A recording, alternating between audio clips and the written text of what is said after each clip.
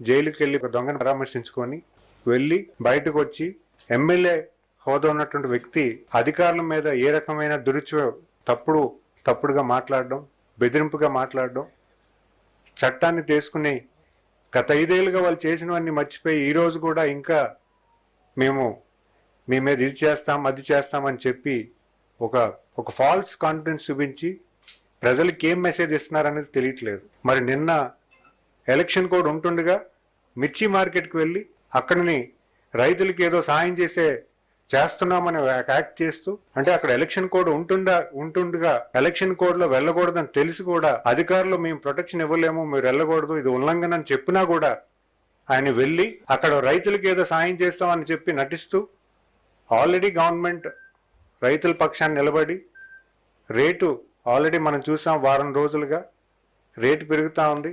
Rate కూడా increase అయింది, 10,000కి పైన అయింది.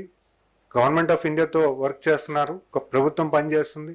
అక్కడ పార్లమెంటరీ అధ్యక్షులు అయినటువంటి శ్రీకృష్ణదేవరాయలు ఆయన మాట్లాడుతున్నారు, తెలుగుదేశం పార్టీ పార్లమెంటరీ అధ్యక్షులు. అలాగే సిఎంఎం ఆఫీస్ నుంచి కూడా కాన్స్టెంట్గా గవర్నమెంట్ ఆఫ్ ఇండియాతో టచ్లో ఉండి మిర్చి రైతులకి సాయంగా పూర్తి స్థాయిలో సపోర్ట్ వచ్చే విధానంలో పనిచేస్తూ ఉంటే ఈయన నిన్న వెళ్ళి నేనే అంతా చేశానని కాన్సెప్ట్లో వెళ్ళి చెప్పుకోవడానికో మరి ఏమో తెలియదు, కానీ ప్రోటోకాల్ లేకుండా, ఒక సెక్యూరిటీ లేకుండా, అంటే ఎలక్షన్ కోడ్ ఉన్నప్పుడు ఖచ్చితంగా సెక్యూరిటీ ఇవ్వలేరు. ఎలక్షన్ కోడ్ ఉన్నప్పుడు వెళ్ళకూడదని చెప్పడం జరిగింది. చెప్పినా కూడా మా క్యాండిడేట్ లేరు, మేము ఎలక్షన్లో కంటెస్ట్ లేదు అని చెప్పుకుంటే ఒక ఫాల్స్ స్టేట్మెంట్ ఇస్తూ వాళ్ళు ఆ ప్లేస్కి వెళ్ళడం, ఆ ప్లేస్ అంతా కూడా ధ్వంసం చేశారు. ఈరోజు అక్కడ మిర్చి రైతులు చాలామంది మనం చూసాం మీడియాలో, వాళ్ళందరూ చెప్తున్నారు అసలు వాళ్ళు ఎందుకు వచ్చారో తెలియదు, వచ్చి మొత్తం మిర్చి యార్డ్లో ఉన్న బస్తాలను కొంచెం డ్యామేజ్ చేసి వెళ్ళిపోయారని కూడా చూసాం మనం. మరి ఈరోజు బొత్స సత్యనారాయణ గారు ఆయన వెళ్ళి గవర్నర్కి ఏమో రిప్రజెంటేషన్, మాకు సేఫ్టీ లేదని. మీరు చేస్తుంది ఏ రకంగా భావ్యం? మొన్న వెళ్ళి అధికారులు బెదిరిస్తున్నారు, పోలీస్ ఆఫీసర్స్ని బెదిరిస్తున్నారు. నిన్నేమో సెక్యూరిటీ లేకుండా వెళ్ళొద్దని చెప్పినా కూడా ఏదో సానుభూతి పరంగా వెళ్ళి ఏదో చెప్పేసి మేమే చేసామని చెప్పుకోవడానికో ఏంటో తెలియదు, కానీ నిన్న అసలు వెళ్ళని చోటుకు వెళ్ళకూడదని చెప్పినా కూడా వెళ్ళడం.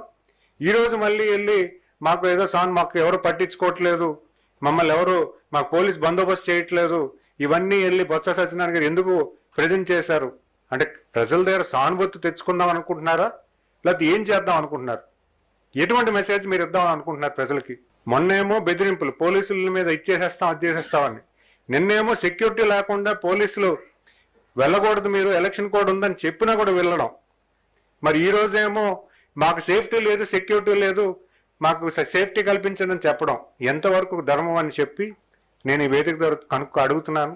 ఇది ఖచ్చితంగా ప్రజలను తప్పుదావ పెట్టి తప్పు ఆలోచనలో తీసుకువెళ్ళడానికి, ప్రజల దగ్గర సానుభూతి తెచ్చుకోవడానికి వాళ్ళు చేస్తున్న ప్రయత్నం తప్పించి ఇంకోటి ఎటువంటి సందేహం లేదు. ప్రభుత్వం ఖచ్చితంగా చెప్తా ఉంది, ఖచ్చితంగా ప్రొటెక్షన్ ఇస్తుంది, వెళ్ళొద్దని చెప్పారు, అయినా సరే వెళ్ళారు. సో దీన్ని తీవ్రంగా ఖండిస్తున్నాను. ఈరోజు బొత్స సత్యనారాయణ గారు చేసినటువంటి ప్రయత్నం తీవ్రంగా ఖండిస్తున్నాను. నిన్న జగన్మోహన్ రెడ్డి గారు ఆయన పర్మిషన్ లేకుండా కూడా వెళ్ళడం కూడా మేము తీవ్రంగా ఖండిస్తున్నాం. అది వ్యతిరేక చర్యని. అలాగే మొన్న అధికారులను దురుసు భాషతో మాట్లాడి వాళ్ళ మీద చేసినటువంటి ప్రయత్నం కూడా తప్పుడని చెప్పి ప్రజలకు తెలియజేస్తున్నాను. పాలకొండకి వాళ్ళ తాలూకు నాయకులు కలవడానికి వెళ్ళారు.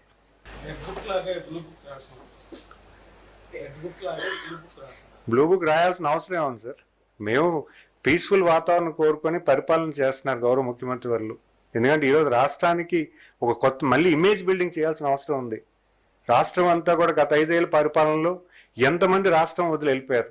ఈరోజు పరిపాలన మంచి పీస్ఫుల్ వాతావరణం తీసుకెళ్దాన్న ఆలోచనతో అంత అవమానం జరిగినా కూడా గౌరవ ముఖ్యమంత్రి వాళ్ళు వేచి ఉంచి ఈరోజు మనం రాష్ట్ర భవిష్యత్తు ముందన్న ఆలోచన సదుద్దేశంతో ముందుకు వెళ్తున్న ఈ తరుణంలో వీళ్ళు రెచ్చగొట్టే ప్రయత్నం చేస్తున్నారు.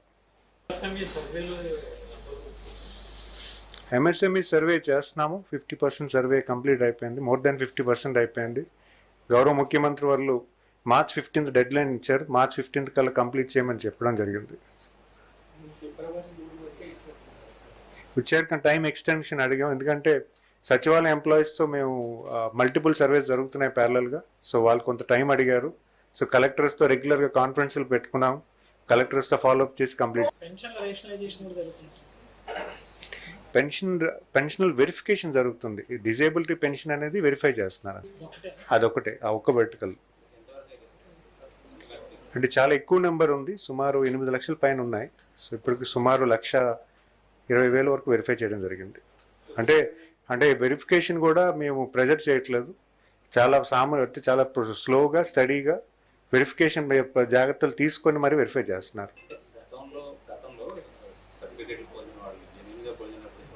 తగ్గించేస్తున్నారు అన్నది వాదన ప్లస్ వాళ్ళ వికలాంగుల నుంచి జరుగుతున్నటువంటి ఫిర్యాదు.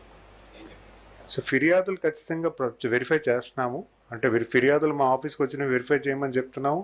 అంటే యాక్చువల్గా ప్రాసెస్లో కూడా రూల్ పొజిషన్ ఏదైతే ఉందో, కొత్తగా మేము రూల్స్ ఫార్ములేట్ చేయలేదు.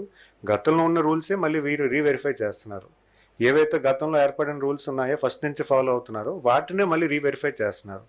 అంటే దేంట్లో ఇంకోటి ఏంటంటే, వెరిఫికేషన్ ప్రాసెస్లో చాలా ట్రాన్స్పరెంట్గా ఎటువంటి ఎవరు చేస్తున్నారు, ఏ డాక్టర్ చేస్తున్నారని కూడా ఎవరికి తెలియదు.